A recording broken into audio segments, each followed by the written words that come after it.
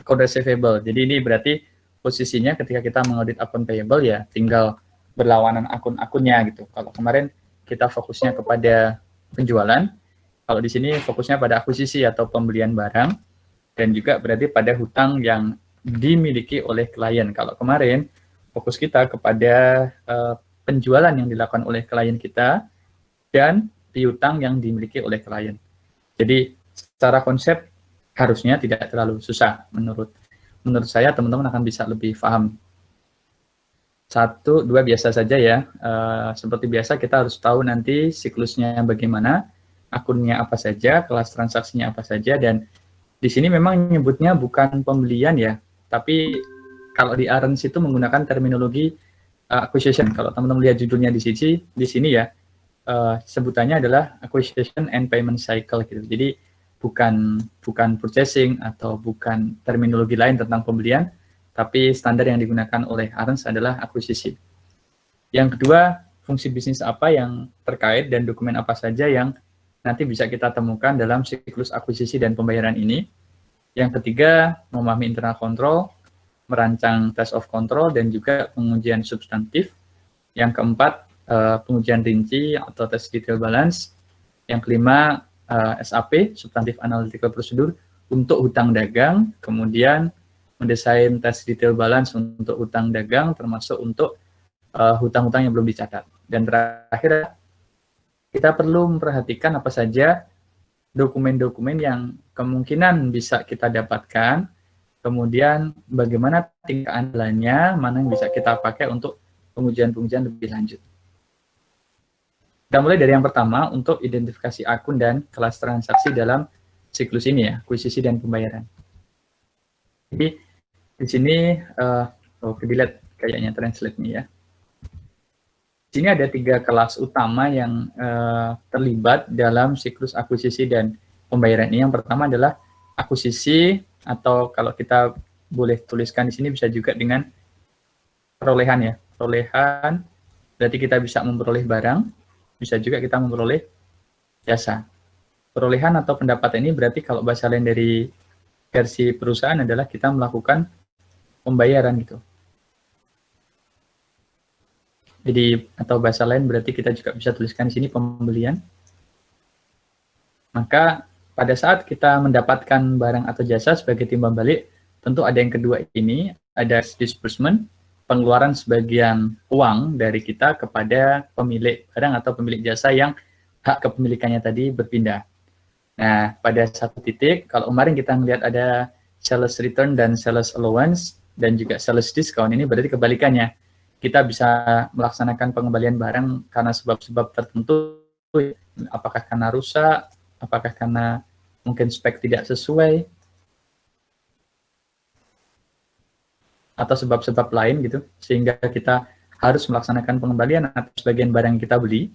Kemudian ada juga mungkin potongan-potongan atau pengurangan dari pembelian yang kita lakukan, mungkin kita membayar dengan tempo lebih cepat, atau mungkin kita membayar secara tunai, dan juga purchase discount dengan berbagai sebab. Apakah karena kita membeli dalam partai yang besar, atau kita membeli tadi, mirip juga ya, temponya dipercepat dan seterusnya. Maka ini 3 kelas utama dalam siklus perolehan dan akuisisi. Perolehan dan pembayarannya. Akuisisi dan pembayaran. Jadi, kita ulang, kita mendapatkan barang dan juga kita mendapatkan jasa. Sebagai timbal balik kita melaksanakan pembayaran atas barang dan jasa yang kita peroleh. Dan yang ketiga adalah ada beberapa kondisi yang kita akan bisa mendapatkan situasi ini ya. Mendapatkan potongan harga, pengembalian barang, atau pengembalian jasa yang sudah kita bayarkan, dan juga ada allowance di sana. Siklusnya ini relatif lebih banyak ya dibandingkan yang ada di siklus kemarin, siklus account receivable. Di sini cash in bank-nya sama, di sini kemarin account receivable, di sini adalah account payable. Nah, di sini dia mendeskripsikan beberapa akun yang diakuisisi gitu. Jadi ada kadang dia kalau misalnya perusahaannya manufaktur atau dia memproduksi sesuatu yang diakuisisi adalah raw material. Kemudian ada kalanya juga dia fixed asset yang diakuisisi atau dibeli. baik berupa PPE ya, property, plant, dan equipment. Kemudian di sana ada akun-akun lain yang terkait, misalnya prepaid expenses, kemudian administrative expense, kemudian selling expense, manufacturing expense, dan juga kalau yang terkait dengan cash disbursement di sebelah kiri, ini ada purchase return and allowance, ada purchase discount, dan juga manufacturing expense control account. Saya sih meyakini kalau teman-teman sudah paham dengan siklus ini ya, intinya bahwa kadangkala pada saat proses akuisisi ini ada berbagai biaya-biaya yang menyertai. Kalau misalnya kita melihat di standar akuntansi pemerintahan, rata-rata biaya-biaya menyertai ini akhirnya sebagian kalau dia memenuhi syarat akan dikapitalisasi sebagai bagian dari pembelian aset, terutama kalau dia sifatnya adalah aset tetap. Kalau di sini berarti dia sifatnya PPI ini. Misalnya kalau contoh di sini kita lihat ada ini aja ya, di sini ada legal fee, office travel, dan seterusnya. Kalau di PBJ atau pengadaan barang jasa kita di MAK 53, perolehan aset, dan misalnya di sini ada belanja yang sebenarnya adalah belanja barang, kalau di Indonesia kita sebutnya adalah MAK-nya 52 gitu, misalnya biaya travel atau biaya perjalanan gitu ya. Tapi ketika perjalanan ini sudah bisa didefinisikan sebagai perjalanan untuk mendapatkan aset tadi, maka ini nanti akan dikapitalisasi untuk menambah nilai PPI yang ada di sini. Ini ditambahkan sehingga sifatnya cost atau biaya yang menyertai akan digabungkan sebagai biaya tambahan atas PPI yang diperoleh. Kalau di sektor private gimana ya, nanti tergantung kebijakan akuntansinya masing-masing perusahaan. Apakah mereka melaksanakan kapitalisasi, kalau melaksanakan kapitalisasi, apa batasannya, dan seterusnya. Yang penting teman-teman paham bahwa di sini ada beberapa expense yang bisa menyertai proses akuisisi tadi, pembelian baik barang maupun jasa tadi, dan kemudian biasanya nanti di sana ada kebijakan akuntansi yang akan menyertai. Nah, nanti kalau kita jadi auditor, intinya pahami dulu di perusahaan itu kebijakan akuntansinya gimana. Oke. Kemudian yang kedua, mengenai masalah fungsi bisnis dan dokumen serta catatan yang terkait. Jadi kan, sekali lagi kalau misalnya kita kemarin sudah belajar proses penjualan, kan berarti yang kita terima pertama adalah pesanan penjualan dari customer kita, kemudian kita memproses pesanan tersebut, menerbitkan faktur, mengirimkan barang, dan memproses transaksi penjualan gitu. Nah, kalau ini berarti tinggal saja dibalik proses pertama yang dia laksanakan pada proses akuisisi adalah memproses pesanan pembelian ya. Ini berarti biasanya kita kirimkan PO gitu ya, atau purchase order. Nah, biasanya beriringan dengan PO ini, pada saat penerimaan barang dan jasa kita juga ada penerimaan invoice ya. Dari si seller tadi, dari invoice itu kita jadikan sebagai dasar pengakuan utang. Seberapa banyak, seberapa besar nilai barang dan jasa yang kita peroleh, dan kemudian kita nanti bandingkan gitu. Apakah PO yang kita kirimkan pertama kali, pesanan pembelian kita, dibandingkan dengan invoice dengan seller ini sudah match, baik harga maupun kuantitasnya ya. Barangnya, speknya sama atau tidak, harganya sesuai atau tidak. Nanti kalau misalnya ini tidak sesuai, seperti tadi nanti akan ada return misalnya. Kemudian kalau misalnya kita memiliki klausul tertentu, kita dapatnya adalah diskon dan juga loans. Next, pada saat kita sudah jatuh tempo utang kita tadi, maka di sini yang tahapan terakhir adalah kita akan melaksanakan pembayaran.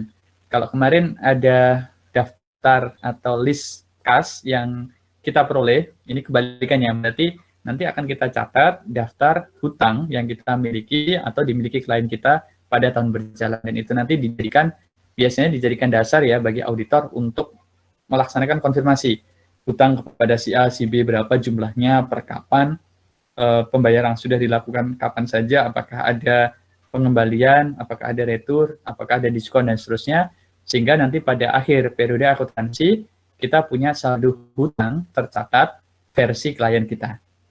Itu yang dijadikan asersi ya oleh mereka yang akan kita uji. Ini selanjutnya pada tabel ini masih berkaitan dengan tadi ya, ada kelas transaksi dan akun yang terpengaruh, kemudian fungsi bisnis dan juga dokumen yang menyertai.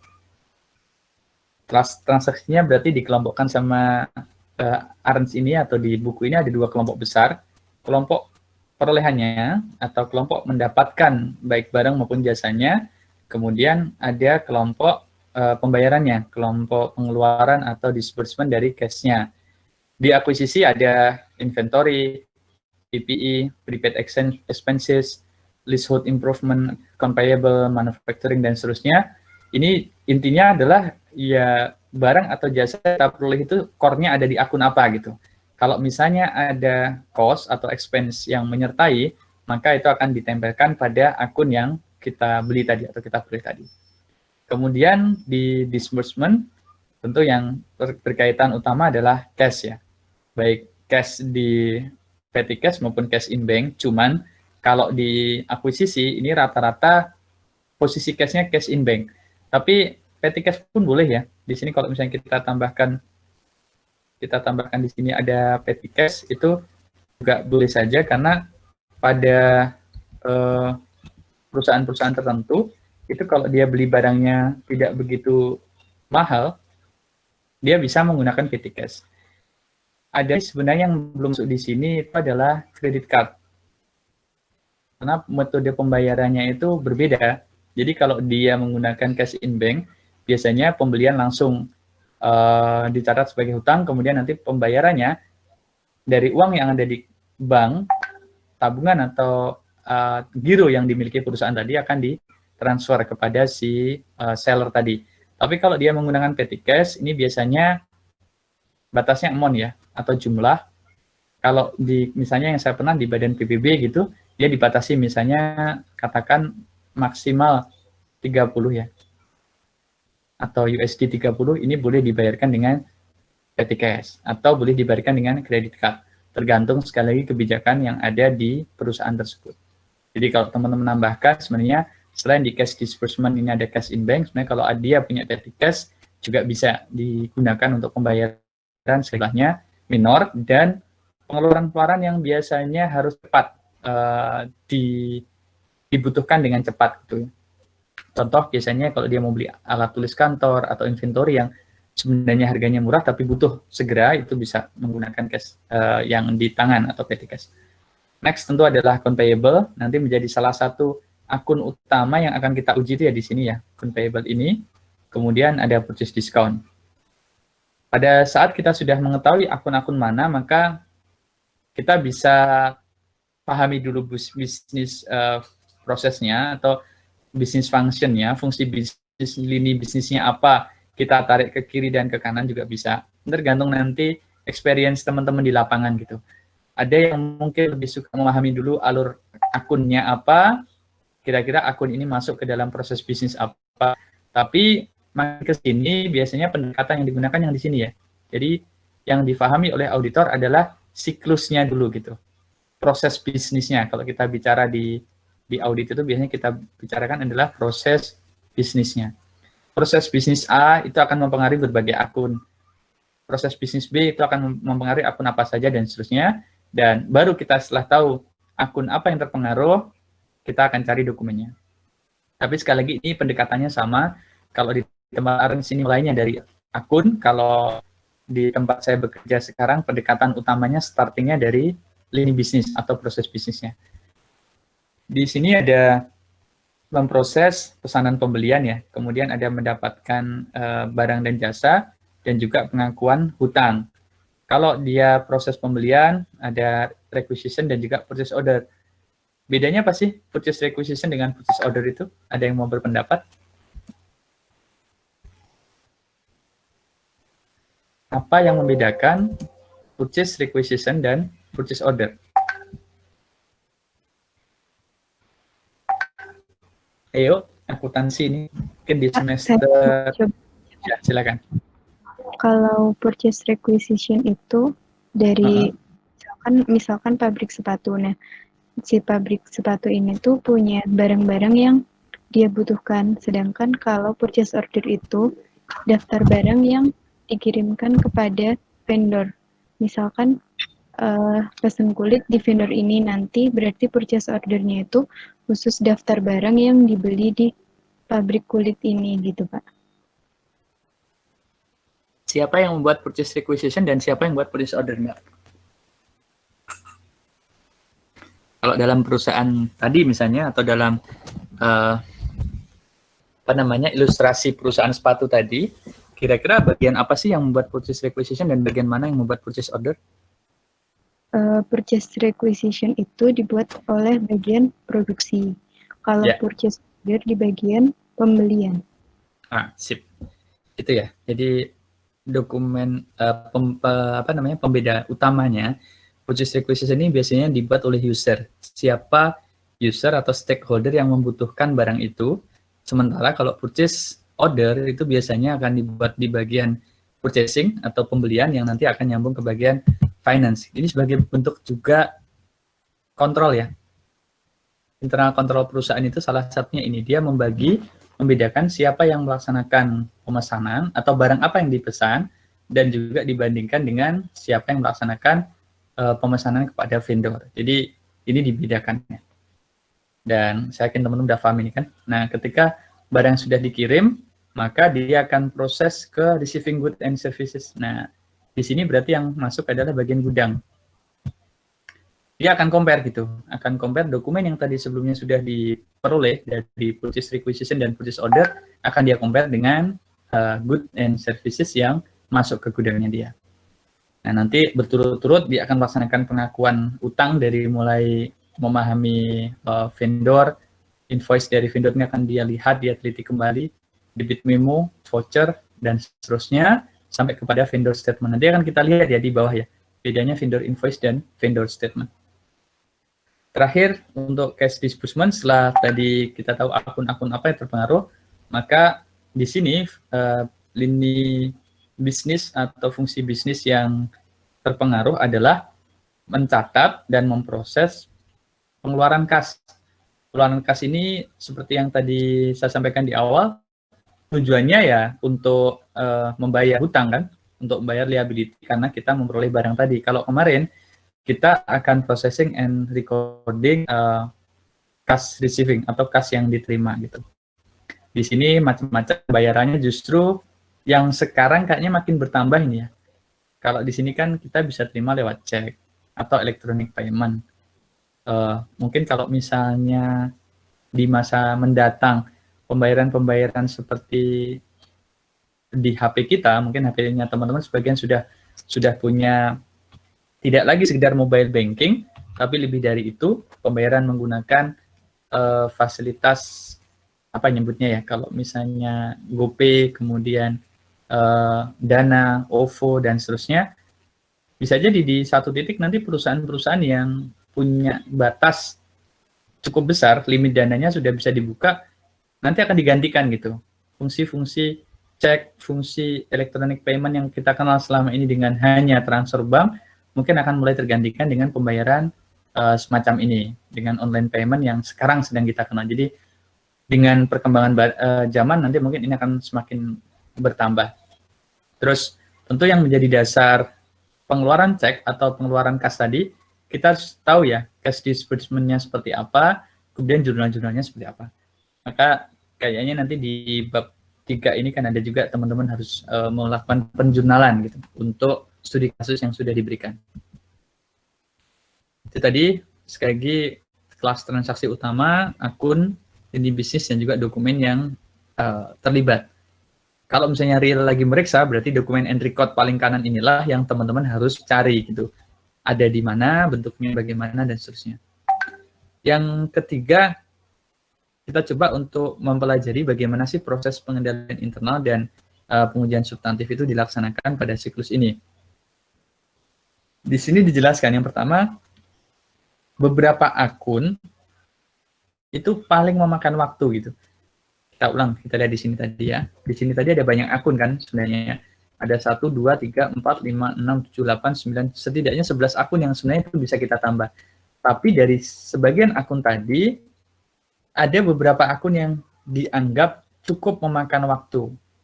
Cukup dari memakan waktu untuk kita verifikasi dengan substantif test. Kenapa? Karena biasanya akun-akun ini, satu, dia cenderung material, dua, dia cenderung berpengaruh signifikan terhadap siklus ini. Nah, di sini sudah disebutkan ya akunnya ya, ada piutang, akun inventory, fixed asset atau PPE, kemudian ada akun hutang sendiri dan akun beban. 4 dari 5 akun ini terkait langsung dengan akuisisi dan siklus pembayaran. Kalau tidak salah 4 itu yang pertama ini ya, 4 yang pertama ini. Piutang jelas, kemudian inventaris, kemudian aset tetap, kemudian hutang dan juga beban.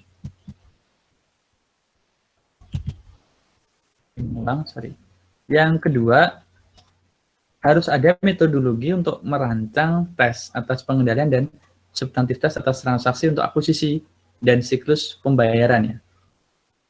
Yang pertama, seperti biasa, kita harus pahami dulu apa internal control yang sudah diterapkan oleh perusahaan tadi gitu. Internal controlnya apakah sudah berjalan? Balik lagi, dari internal control itu kita menghitung control risk-nya. Kalau misalnya dia ada internal control, maka control risk-nya akan cenderung rendah. Kalau dia tidak ada internal control, yang kita cek adalah ada tidak compensating kontrolnya. Kalau misalnya ini ada, berarti cenderung control risk-nya akan rendah. Tapi kalau misalnya sudah tidak ada internal control, tidak ada compensating control, maka cenderungnya risiko yang akan kita temukan akan tinggi. Di rumusan ini sekali lagi, kalau saya di luar kepala dan mudah, mau akun apapun prosesnya sama, pahami dulu internal control yang dilaksanakan oleh di perusahaan tadi. Yang kedua, menilai risiko pengendalian yang direncanakan. Nyambung ya, sudah ada di sini. Ini CR, ini CR, ini CR. Balik lagi, kalau misalnya kita tahu internal controlnya bagus, berarti kita akan mengandalkan pengendalian sehingga substantif tesnya, balik ke sini, kalau dia internal control bagus, control risk rendah, test of controlnya akan banyak, substantif tesnya akan sedikit. Kalau dia internal controlnya rendah atau jelek, control risk-nya tinggi, kita biasanya akan mengabaikan test of control ini, langsung kita buat substantif test yang mendalam. Jadi test of control ini akan menjadi gerbang gitu untuk menjadi penentu. Kalau test of controlnya betul-betul meyakini bahwa internal controlnya bagus, sudah kita langsung yakinkan bahwa substantif testnya adalah sedikit. Tapi kalau hasil test of controlnya tidak memuaskan, hipotesa awal kita salah, maka kita akan gunakan substantif test yang mendalam. Meskipun di awal kita mengira atau menyimpulkan risiko pengendaliannya adalah rendah. Yang kedua, metodologi untuk merancang tes atas pengendalian, test of control, dan test substantif test of transaction, meliputi cara-cara berikutnya. Yang pertama adalah desain atas pengendalian dan tes substantif atas transaksi untuk akuisisi. Berarti test of control plus substantif test of transaction untuk akun akuisisi.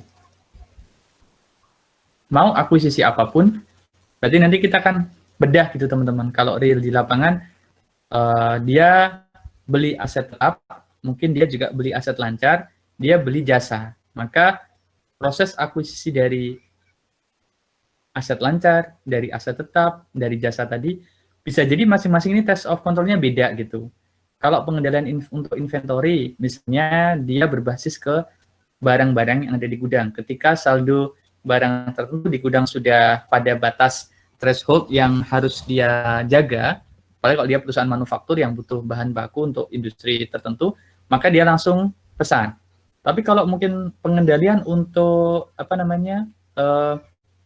aset tetap, mungkin tidak sematematis itu gitu. Kalau aset tetap kan bisa jadi dia jarang perlu bangunan atau jarang perlu kendaraan. Kalau memang tidak sangat membutuhkan, tidak selalu pengadaannya berulang tiap bulan atau tiap periode tertentu.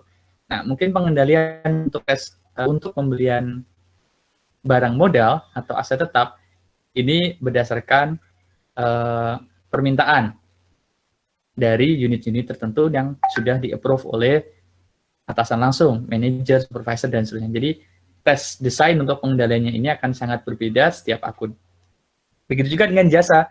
Mungkin untuk yang jasa lebih spesifik lagi gitu. Kalau dia perlu consulting atau proyek-proyek tertentu membutuhkan keahlian tertentu, baru pada saat itu dia membutuhkan jasa. Jadi, approval atas masing-masing pembelian tadi, mau barang modal atau aset tetap, inventory atau beberapa aset lancar dan juga jasa, ini harus kita kenali dulu apa pengendalian yang dia sudah tetapkan.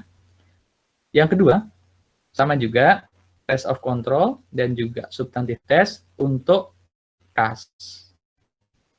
Jadi pengeluaran kas untuk membayar inventory, pengeluaran kas untuk membayarkan konsultan yang di-hire, atau pengeluaran kas untuk membeli barang modal, ini kita juga tahu juga bagaimana bentuk approval-nya. Jangan sampai, ini dulu saya pernah audit di satu tempat ya, memang instansinya instansi pemerintah gitu. Dia pegang cash oleh bendahara, kemudian ada PPK di sana, ada kepala badan, karena ini ada di daerah ya, kepala badan, tapi approval-nya itu tidak berjenjang itu.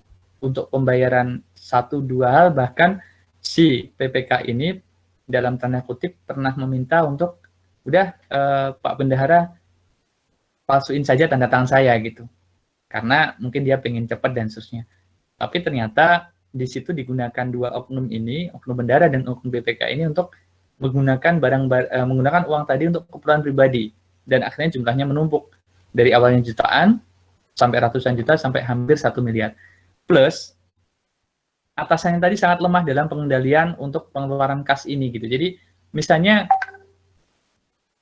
PPK menyuruh bendahara untuk membeli barang atau untuk mengeluarkan uang untuk pembayaran satu pengeluaran, maka singkat cerita si atasan tadi, kepala badan tadi, ya tutup mata saja. Atau karena dia sudah, kalau kami tanya ya, saya percaya Pak, saya sudah kenal lama dengan dua orang ini, ya sudah. Nah, ini bentuk kelemahan internal kontrol gitu. Bentuk kelemahan internal kontrol yang lemah karena rasa percaya yang berlebihan gitu. Trust-nya ini berlebihan. Jadi harus kita uji desain atas pengendalian mereka. Dan masih ingat ya, waktu dulu saya pernah mengajarkan PM dan PM, Planning Materiality dan Tolerable Misstatement atau Tolerable Error, CAS itu termasuk yang disebut dengan Zero Tolerance ya. Jadi toleransi terhadap penggunaan kas itu sangat kecil, hilang sedikit, itu dianggap material, intinya begitu. Secara ekstrim pemahaman dari cash itu adalah zero tolerance. Maka untuk akun ini sangat penting kita memberikan perhatian terhadap yang kedua ini.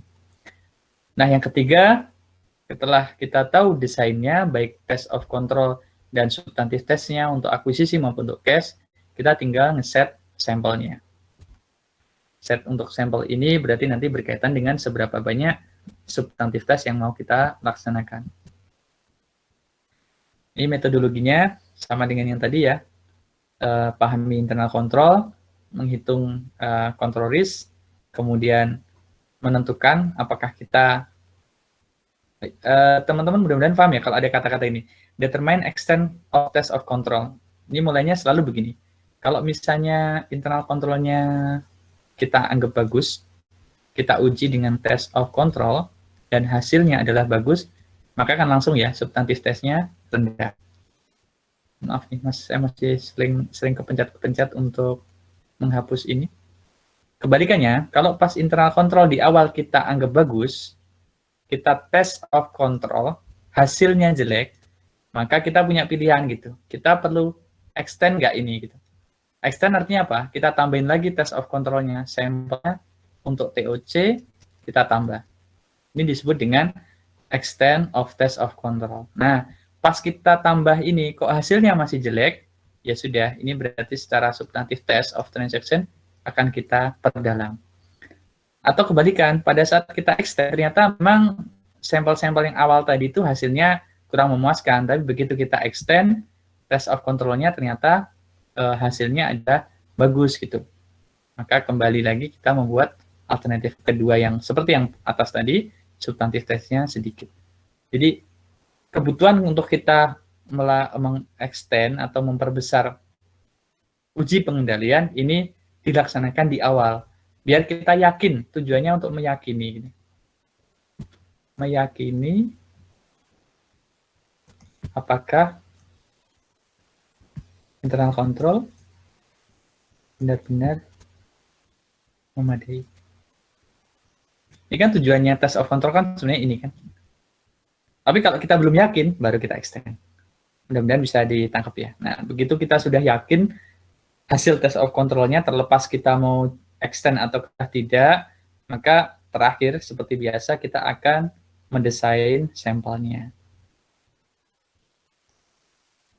Seberapa banyak tergantung, kembali lagi ke 4 prosedur yang bolak-balik sudah kita pelajari. Prosedur apa yang ingin kita pilih, jumlahnya berapa, item mana, dan waktunya. Ini sudah diterjemahkan ya untuk kelompok yang bertugas, sudah ada di belakangnya. Ini di bawah juga ada keterangan, cakupan pengujian pengendalian ditentukan oleh ketergantungan, bahasa terjemahnya kok agak unik.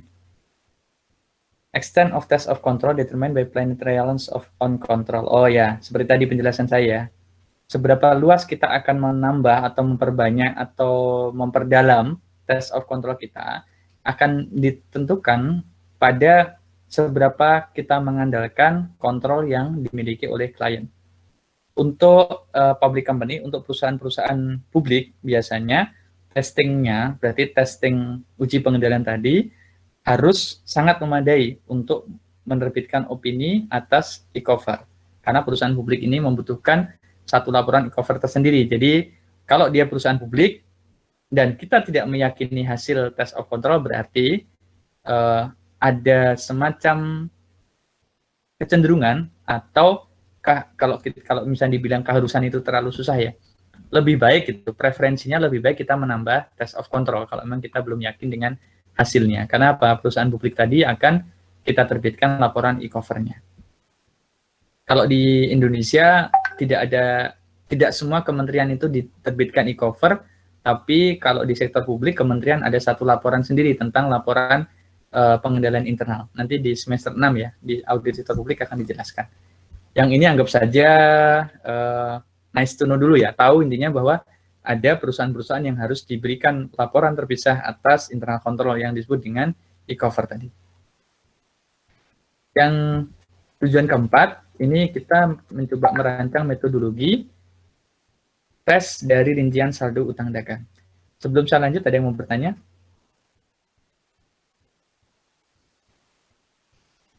Pas ya. Metodologi untuk merancang tes rincian saldo utang dagang. Ini tadi kita juga sudah highlight di awal ya.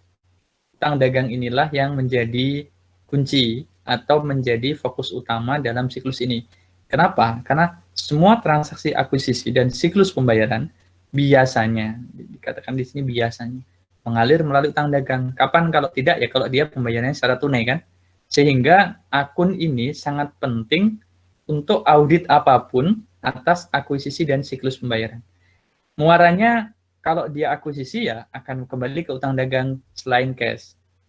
Utang dagang cenderung menjadi material bagi sebagian perusahaan. Ini menjadi sebuah diskursus yang menarik juga ya teman-teman ya. Karena bagi perusahaan manufaktur itu kayaknya gitu ya, kayaknya kecuali dia memang bermodal sangat besar, dan yang saya tahu pemodal-pemodal besar pun itu selalu masih berhutang gitu.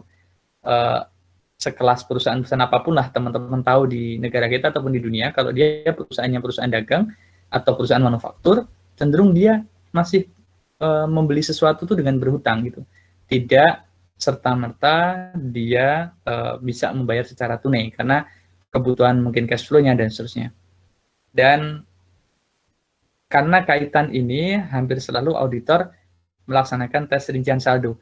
Tadi kan yang kita juga sudah lihat di sebelumnya tadi, kalau dia beli barang apapun, nanti di akhir periode akan muncul saldo atas, bukan hutangnya gitu, atas akun payable-nya sejumlah berapa per 31 Desember, dan ini adalah asersi dari manajemen yang harus kita uji. Nanti diujinya berarti dengan test of detail balance. Bagaimana metode untuk merancang tes rincian utang dagang atau TDB-nya? Yang pertama adalah identifikasi risiko yang signifikan dan nilai risiko salah saji yang material. Kalau ditanya signifikasinya gimana atas utang dagang? Ya macam-macam. Apakah kita melihatnya ke masalah rupiah, atau kita melihatnya ke jatuh tempo mana yang terdekat, gitu. Atau kita melihatnya ke transaksi yang sifatnya signifikan terhadap proses bisnis, misalnya inventory yang paling penting.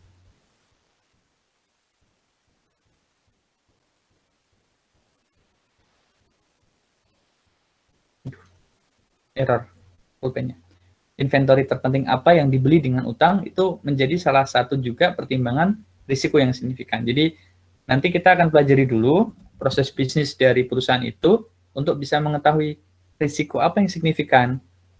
Risiko kita gagal bayar karena jumlahnya sangat besar, risiko kita terlambat membayar sehingga kena denda karena jatuh tempo yang paling singkat, atau risiko-risiko apapun yang bisa kita identifikasi. Ini kembali ke judgement dari auditor. Yang kedua adalah perform materiality. Sama kayak kita menghitung kemarin ya, mau kita kasih perform materiality berapa berdasarkan pengalaman yang telah lalu, berdasarkan risk assessment yang sudah kita laksanakan, dan dasar apapun yang bisa kita buat untuk menilai materialitas kinerja yang ada di perusahaan tersebut. Yang ketiga, menilai risiko pengendalian dan perancangan serta melakukan tes atas pengendalian dan tes substantif atas transaksi. Jadi ketika kita sudah menetapkan risk assessment tadi, maka kita akan menilai control risk, dan juga di sini adalah substantif tesnya. Ini fase-fasenya ya, tinggal dilihat.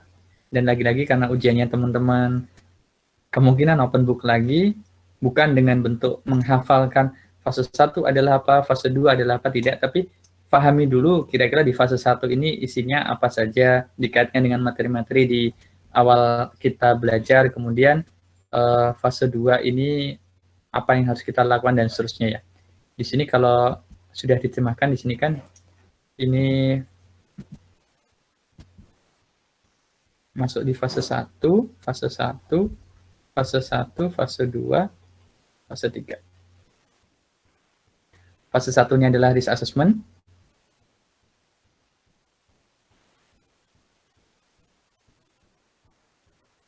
Fase 2 ini adalah menghitung performance materiality.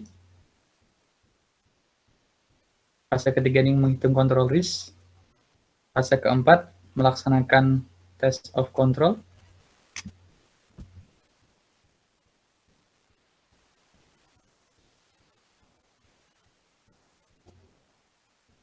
Biasanya kalau test of control, pasangannya adalah substantive test of transaction. Fase ketiga ini melaksanakan substantive analytical procedure. Jangan lupa di sini kalau yang bisa di sini kita bisa membuat planning analytical procedure. Yang terakhir biasanya adalah test of detail balance. Nih, pahami fasenya apa yang harus dilakukan oleh auditor pada fase tersebut ya.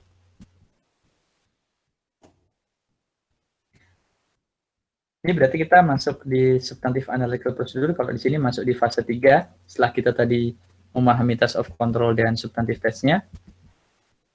Penggunaan prosedur analitis dalam siklus ini sama pentingnya ya dengan siklus-siklus lainnya. Jadi jangan sampai kita lupakan bahwa kelengkapan prosedur 4 itu kita perlu laksanakan, dan satu dengan yang lain akan saling melengkapi gitu.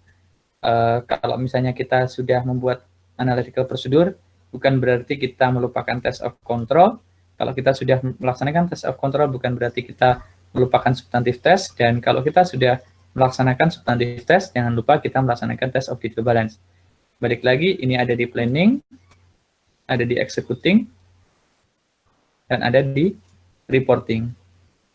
Yang sekarang kita bahas pada halaman ini adalah substantive analytical procedure, berarti dia ada di tahap eksekusi atau pelaksanaan lapangannya. Jadi makin kita tahu tren industri sejenis pada saat perencanaan, makin kita tahu rasio-rasio apa yang paling penting digunakan untuk siklus ini, maka keberadaan SAP ini akan makin membantu kita. Karena kalau misalnya kita nggak punya logik gitu, nggak bisa menganalisis dengan prosedur analitis ini, kita akan kesulitan mencari indikasi-indikasi apa yang muncul gitu. Kita akan kesulitan melihat apa sih anomalinya. Kalau kita hanya melihat satu-satu, ngelihat transaksi demi transaksi, ngecek invoice demi invoice, ngelihat faktur demi faktur, itu mungkin akan ketemu, tapi akan sangat lama. Tapi kalau kita sudah paham alur di SAP ini, atau kira-kira rasionya apa yang harus kita kejar, maka di sini akan memudahkan kita untuk mengungkap ini tadi, kesalahan penyajian atau kemungkinan kesalahan dalam penyajian utang dagang. Dan kadang sederhana, teman-teman. Jadi jangan selalu berpikir kalau prosedur analitis itu ruwet gitu. Kadang hanya penjumlahan-penjumlahan singkat saja seperti yang kayak kemarin. Kalau kemarin kita bicara piutang, sekarang kita bicara utang, ya tinggal aja total misalnya faktur yang terbit, total pesanan pembelian yang terbit, kemudian dibandingkan total invoice yang masuk, kurangi pembayaran yang sudah dilaksanakan, kurangi lagi purchase allowance dan diskon, maka itu hasilnya menjadi saldo akhir hutang. Itu saja kalau kita laksanakan, kadang nggak match gitu, bisa nggak klop karena berbagai hal. Nah, itu yang harus kita laksanakan dengan prosedur analitis. Prosedur analitis ini untuk kita laksanakan baik untuk neraca dan laba rugi, dan nanti akan berguna untuk mengungkapkan area di mana investigasi tambahan akan dilaksanakan. Ya, kapan kita melaksanakan investigasi tambahan tadi? Ya, kalau kita ketemu yang disebut dengan anomali-anomali ya, atau perhitungan yang tidak balance, atau jumlah yang tidak sama, atau tren yang berbeda, dan seterusnya. Jadi, kalau kita sudah ketemu anomalinya ini, berarti kita harus laksanakan yang disebut dengan investigasi tambahan ini.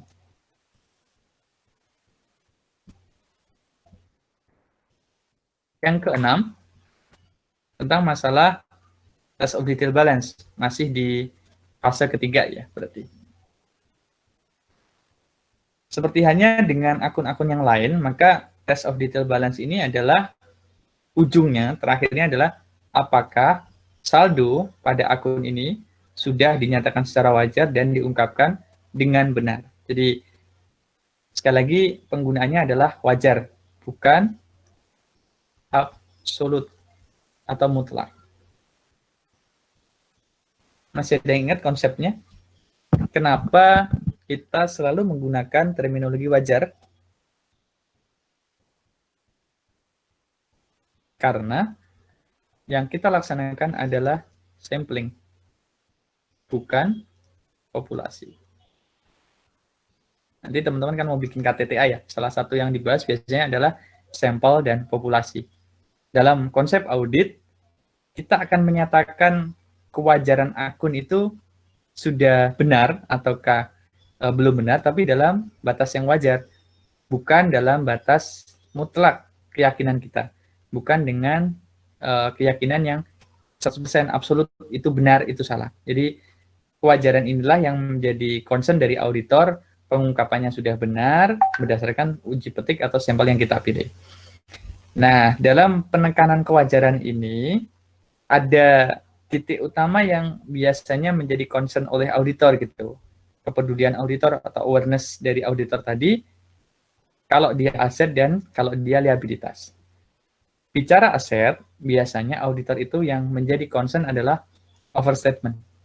Kalau bicara liability, concern-nya adalah understatement. Silahkan, ada yang mau berpendapat kenapa kalau bicara aset, concern-nya adalah overstatement, kalau bicara liabilitas, concern-nya adalah understatement. Terutama di perusahaan privat. Kalau di perusahaan publik mah mungkin nggak terlalu jadi, kalau di organisasi sektor publik, itu biasanya ini tidak terlalu menjadi perhatian gitu. Tapi kalau di sektor privat, kenapa ini menjadi perhatian?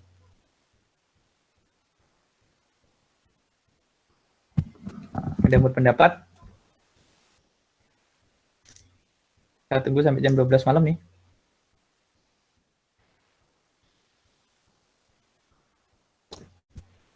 Pak, izin berpendapat, Pak. Silakan. Ya, gampangnya sih perusahaan mana yang asetnya itu pengennya understatement gitu loh Pak. Pasti aset itu akan selalu jadi gambaran utama gitu ketika kita melihat laporan keuangan gitu Pak. Kalau liabilitas ya meskipun asetnya tinggi, tapi kalau liabilitasnya tinggi kan perhatiannya juga tinggi juga gitu Pak. Perusahaan nggak mau lihat orang itu liabilitasnya tinggi juga. Wah, ini perusahaannya kenapa ini? Gitu Pak. Jadi kalau liabilitas pasti inginnya understatement gitu. Ujungnya apa sih, An? Kalau dia sudah menaikkan atau cenderung menaikkan aset dan menurunkan liabilitas itu ujungnya apa sih? Atau teman-teman yang lain ada yang punya, dari An tadi sudah mengarah, tapi yang saya maksud adalah dari Bella ini ya. Kalau aset overstated nanti bisa menyebabkan distorsi. Ini versi kita sebagai auditor. Tapi kalau misalnya versi perusahaan dulu, kenapa, ini sederhana sekali. Kenapa kok perusahaan inginnya atau cenderungnya membuat aset overstatement dan liabilitas understatement? Apa yang dia kejar sebenarnya? Biar terlihat bagus, Pak, di mata investor. Iya, jadi yang dia kejar adalah performance of financial statement. Sesederhana itu. Jadi cenderungnya, nah nanti akan ada dua kondisi. Teman-teman sudah belajar pajak belum ya? Sudah, Pak. Sudah, Pak. Mata kuliah apa, Serina? Iya, Pak. Mata kuliahnya apa namanya? Perpajakan, Pak. Secara umum, satu semester aja? 2, Pak. Semester 3 sama 4. Namanya sama-sama perpajakan ya? Perpajakan 1, perpajakan 2. Iya, Pak. Oke, ya. Kalau di konsep akuntansi tadi, Aulia akan menjawab seperti yang disampaikan Aan tadi.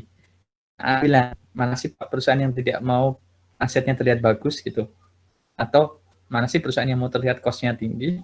Nah, ujungnya kan itu karena dia mencapai performan yang bagus di mata investor biar labanya tampak bagus. Sehingga pada titik ini, auditor perlu melihat dengan jeli, ada nggak aset-aset yang overstatement dan ada nggak liabilitas yang understatement. Itu untuk tujuan akuntansi. Tapi kalau untuk tujuan perpajakan yang terjadi apa? Sebaliknya Kebalikannya. kan? Nah, kebalikannya. Jadi cenderungnya kalau pemeriksaan di pajak, dia akan melihat sisi kebalikan. Asetnya biasanya akan dibuat understatement, liabilitasnya akan dibuat over. Tujuannya untuk memperkecil laba, sehingga memperkecil pajak. Nah, di luar sana, teman-teman, seringkali kejadian kita ketemu dua versi laporan keuangan gitu. Laporan keuangan yang untuk ditujukan kepada investor, perbankan, yang itu cenderung performanya bagus, labanya tinggi, dan laporan keuangan yang ditujukan kepada para fiskus. Saya ingin menceritakan ini kenapa? Karena tidak menutup teman-teman, tidak menutup kemungkinan nanti teman-teman menjadi auditor pajak, menjadi pemeriksa pajak, atau menjadi AR.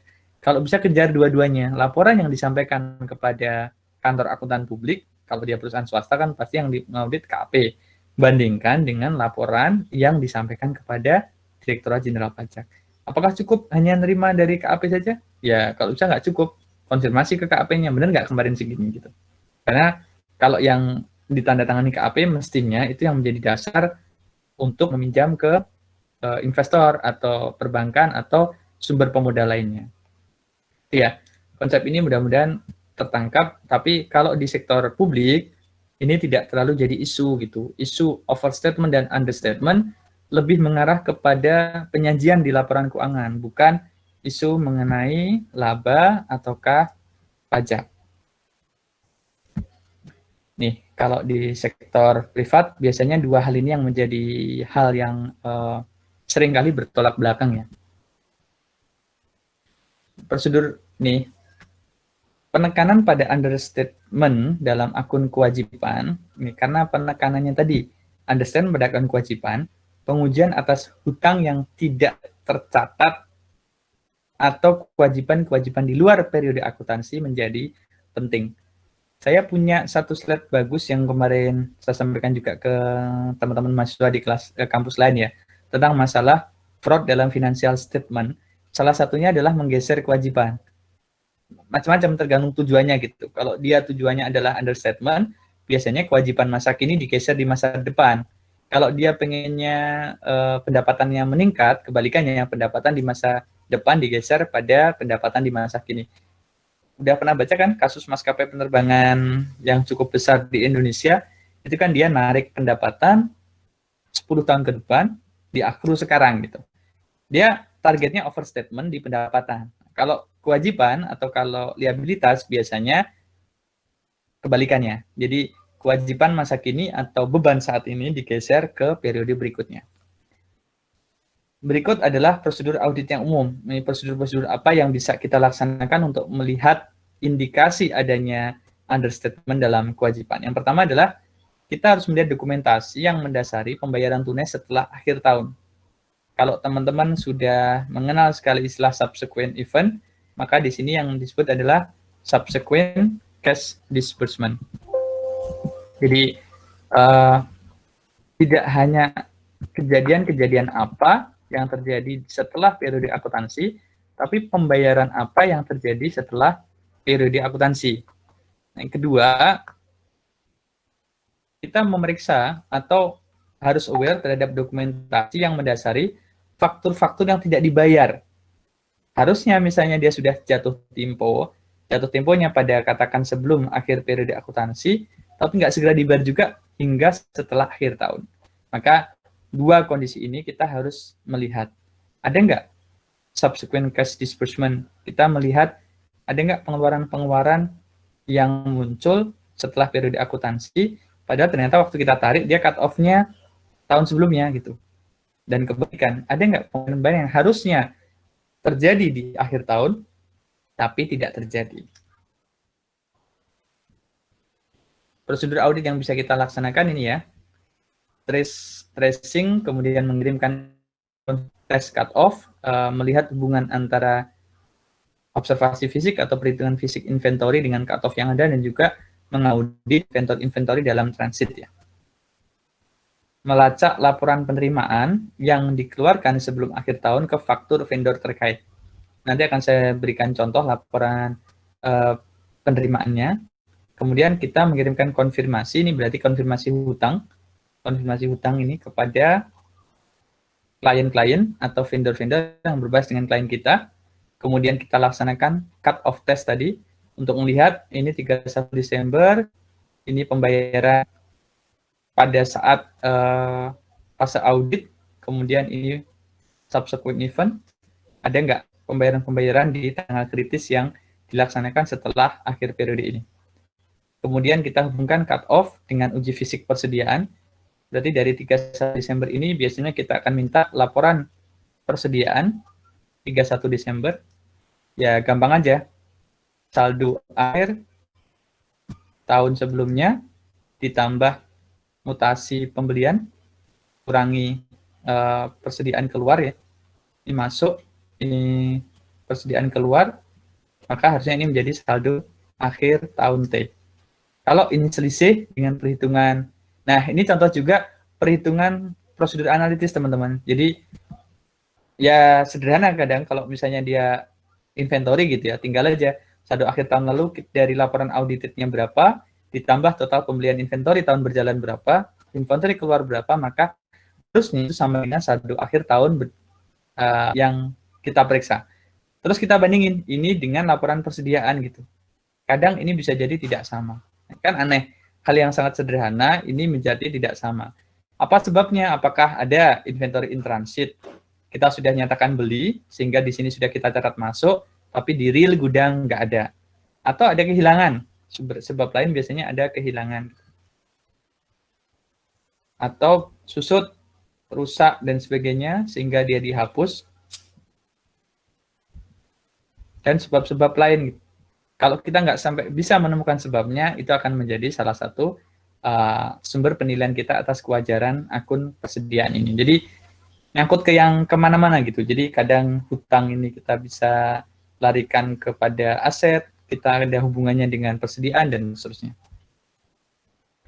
Terakhir, kita akan membedakan apa bedanya dokumen-dokumen berikut dan juga bagaimana tingkat keandalan yang bisa kita tetapkan untuk dokumen-dokumen ini. disebutkan di sini ya, auditor perlu memahami keandalan relatif. Disebut keandalan relatif berarti tidak mutlak. Pada satu kondisi mungkin satu dokumen lebih andal dari yang lain, tapi pada waktu yang lain ternyata dokumen yang lain ini yang sebelumnya kita anggap kurang memadai menjadi sangat kita andalkan. Jadi disebutnya relatif, tergantung situasi, tergantung kondisi, tergantung case yang ada, tergantung juga pemahaman auditor. Saya pernah contohkan yang kemarin ya, masalah konfirmasi ini. Di teorinya, teori konfirmasi bukti Arens ini kan, konfirmasi ini sangat reliable ya, sangat diandalkan gitu. Cuman kan saya pernah cerita gitu, pada sebuah Pemda yang dia punya tabungan atau giro di bank X, kemudian ini dikonfirmasi, misalnya tercatat di laporan keuangan Pemda A ini nilainya adalah 100 miliar, jawaban konfirmasi dari bank X ini juga 100 miliar, tapi ternyata ini auditor konfirmasi lagi kepada auditor yang ada di bank X ini, dan hasilnya hanyalah misalnya 80M, ada deviasi 20M gitu. Ini contoh kenapa bukti itu menjadi relatif. Dan usut punya usut, kenapa ini sama nilainya di sini, klop gitu, tapi pada di sini tidak sama, karena Bank X ini dimiliki sebagian sahamnya oleh Pemda ini. Karena dia adalah bank pembangunan daerah. Menjadi tidak independen. Sehingga ketika Bank X dimintai konfirmasi oleh auditor yang ada di sini, auditor yang A tadi, dia sudah dikondisikan agar menjawab sesuai dengan yang di sini.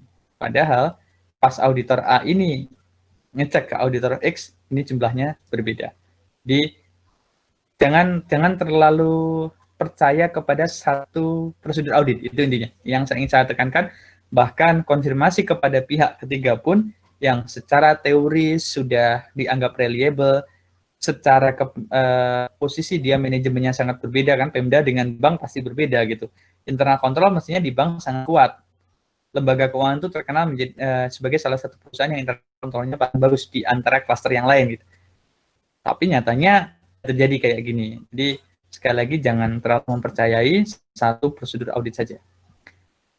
Kalau fokusnya kepada hutang dagang, maka kita bisa menggunakan beberapa dokumen ini. Yang pertama adalah invoice atau faktur. Yang kedua adalah vendor statement, yang ketiga adalah konfirmasi. Ini gampang ya, kalau vendor invoice ya kayak teman-teman kalau beli barang di place, dapat invoice, ya persis kayak gitulah. Cuman saja teman-teman marketplace-nya itu adalah vendor, teman-teman sendiri adalah klien yang diaudit, sehingga mendapatkan kiriman invoice, dan bisa jadi pembayarannya tidak tunai. Kalau kita beli di marketplace kan cenderungnya kita bayar tunai ya. Meskipun caranya macam-macam, bisa deposit, bisa transfer, bisa kartu kredit, bisa dengan online payment dan apapun, tapi kan itu konsepnya bayarnya tunai. Nah, bagaimana dengan vendor statement?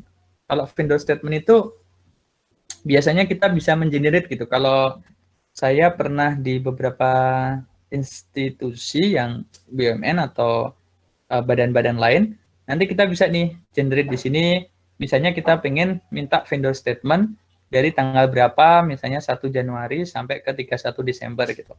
Nah, kategori ini contoh ya, ini bisa jadi beda-beda, bisa jadi ini isinya vendor kategori atau vendor name atau siapa saja. Kalau kategori misalnya dia bisa spesifikkan berdasarkan jenis barang yang dibeli, atau dia bisa buat berdasarkan besaran pembelian, atau yang paling umum biasanya bisa berdasarkan nama gitu, by name-nya, atau jenis transaksinya, dan seterusnya. Nanti kita run, kita generate, bisa keluar seperti ini. Bisa juga nih based on currency-nya, model pembayarannya. Ini kan ada nama vendor, currency-nya, jumlahnya berapa, kemudian biasanya di sini ada kontaknya. Gitu. Yang biasanya kalau buat auditor, inilah yang digunakan sebagai dasar untuk konfirmasi. Jadi intinya apa beda vendor statement dengan faktur vendor tadi? Kalau vendor statement itu biasanya kita memiliki list atau daftar vendor-vendor mana yang kita miliki atau dimiliki oleh klien dalam tahun berjalan itu, dan transaksi apa saja yang terjadi. Kalau misalnya dia sistem akuntansinya lebih canggih, mungkin bisa di-generate lebih lanjut gitu, bisa di-breakdown lagi. Hutang yang ada berapa, pembayarannya yang sudah dilaksanakan kapan saja, dan saldonya berapa. Jadi udah berupa rekapitulasi lah, kurang lebih gitu gambarannya ya. Ini apa gunanya ketika kita sudah tahu perbedaannya, maka kalau kita sudah tahu faktur vendor dan vendor statement tadi, kita bisa memverifikasi berapa jumlah yang harus dibayarkan kepada masing-masing vendor tersebut. Jadi tadi kan faktur vendor kita kumpulin gitu.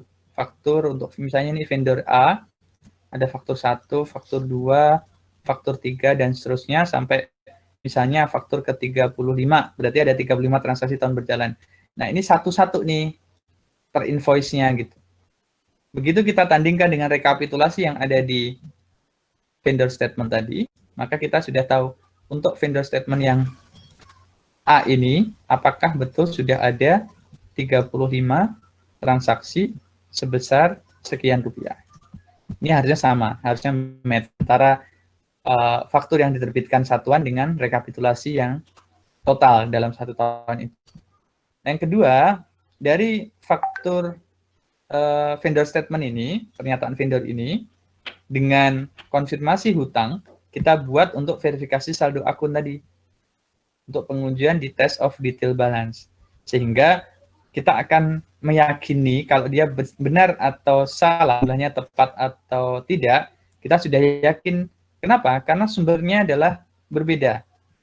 Kalau misalnya vendor statement itu sumbernya adalah klien, maka konfirmasi sumbernya adalah vendor sendiri atau pihak ketiga yang kita kirimin surat. Jadi pas kita lihat di vendor statement angkanya 100, dikonfirmasi hasilnya juga 100, maka ini menjadi match gitu.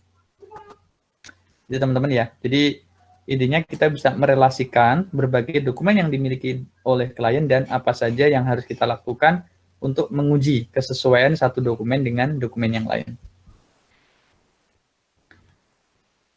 Dan keandalan bukti ini kembali akan kita tetapkan berdasarkan ukuran sampel yang ada. Ini kayak kemarin model-model yang keluar di soal tahun sebelumnya ya, soal pilihan ganda ya.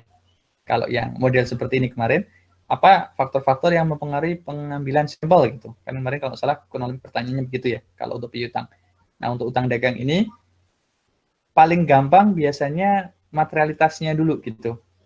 Materialitasnya dulu yang menjadi dasar. Kemudian, saya lupa ngeliat di bahasa Inggris aslinya, jumlah akun yang beredar.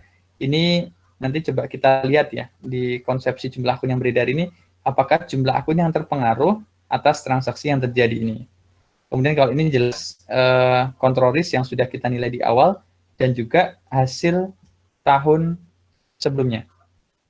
Hasil tahun sebelumnya ini berarti dari tahun yang lalu apakah ada misstatement yang cukup material pada akun hutang dagang ini. Kalau misalnya dia material, berarti cenderungnya sampelnya kita berbesar. Risiko pengendaliannya, kontrol risknya rendah, berarti sampelnya besar. Hasil tahun sebelumnya buruk, berarti sampelnya besar.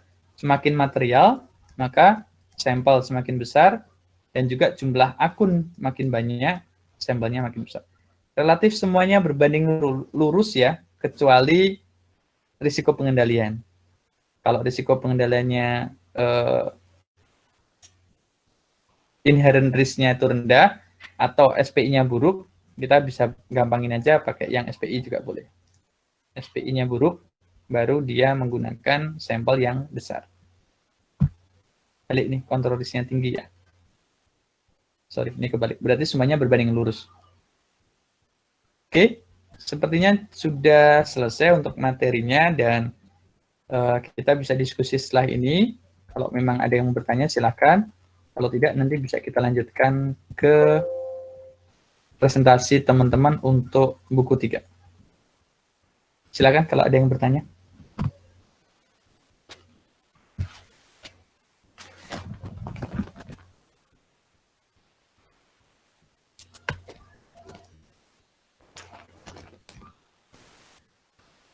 Ada ya? Gampang kan? Kalau nggak ada yang mau volunteer sebelum saya tunjuk?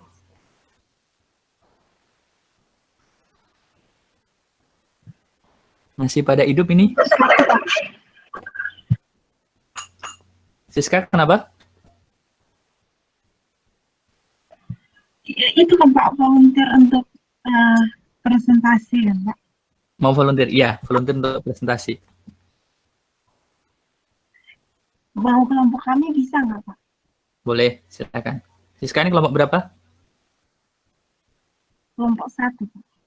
1. Iya, silakan kelompok 1.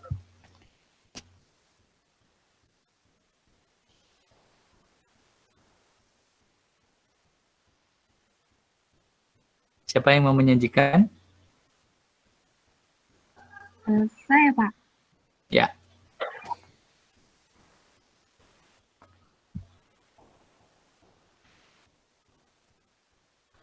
Kelompok 1 siapa aja ya? Kelompok 1 ada saya, Husin sama Bella Pak. Oke.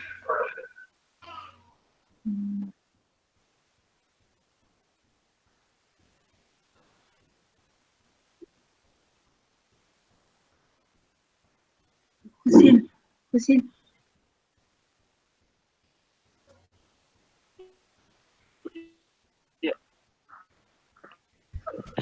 Assalamualaikum. Kami Waalaikumsalam. ini dari kan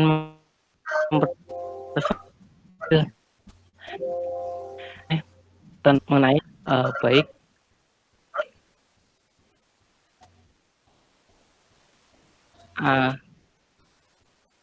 anggota kelompok saya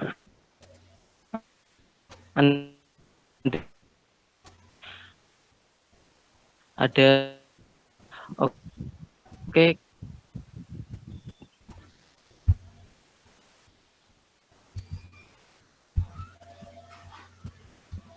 Min seha lah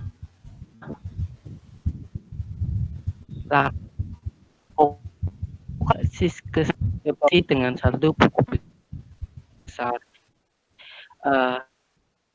kalau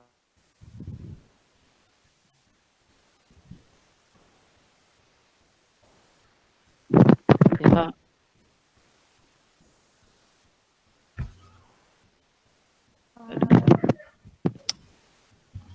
Putus-putus nggak sih? Iya. Siska, itu suaranya Husein putus-putus cuma di tempat saya atau di teman-teman juga ya? Di saya juga Pak. Di saya juga, Pak. Oh ya. Oke. Sabar. Husein, bisakah bergeser sehingga mungkin sinyalnya lebih bagus?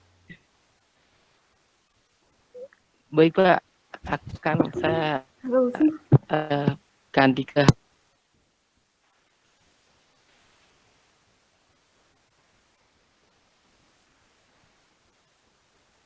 Kasihan nanti udah terlanjur cerita banyak, nggak kedengeran di teman-teman soalnya.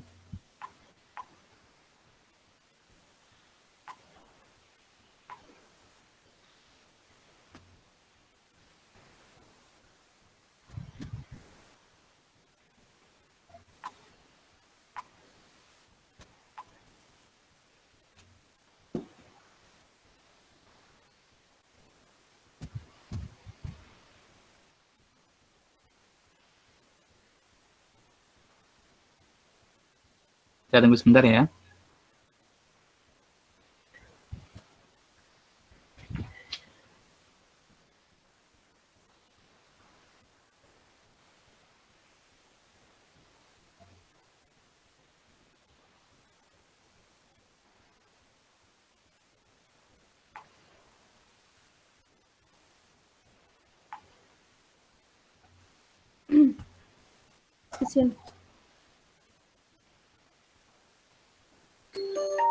Sudah masuk lagi Husein? Belum Pak. Belum. Sudah ada 1 menit, kalau misalnya nggak ada langsung di take over aja nanti. apa sudah terdengar teman? Halo Sin. Ya, sudah. Halo, musik sudah terdengar? Sudah. Iya, Pak. Sudah.